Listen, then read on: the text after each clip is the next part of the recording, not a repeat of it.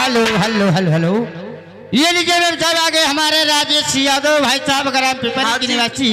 अच्छा यानी 20 रुपए दे रहे हैं बच्चे के नुसार में हमारे और हमारे पार्टी की तरफ से कोर्स था धन्यवाद। लेकिन उनका कहना है मीम साहब बिरहा में कोई बढ़िया शुक्रिया। अच्छा। और उसके बाद में सोहर। अच्छा हाँ लेकिन अरे जैसे रुपया दी हम अरे बाबू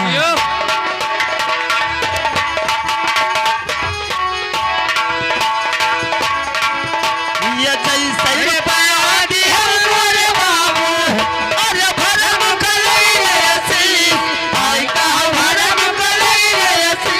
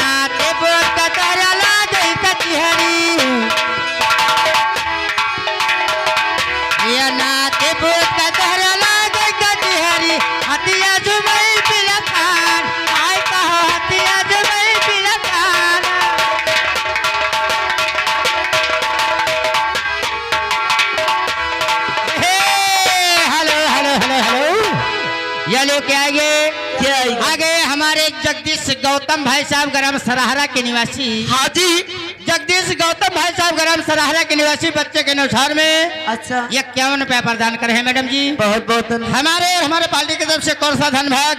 लेकिन हाँ। आपका क्या ख्याल है? हाँ जी लेकिन हमारे जगदीश भाई का कहना है क्या है शुक्रिया बिरहा में होना चाहिए अच्छा उसके बाद में गाना होना चाहिए। ए सोनी दीदी हाँ लेकिन कैसे? अरे तनी शुक्रिया दे दिया हेलो वो कम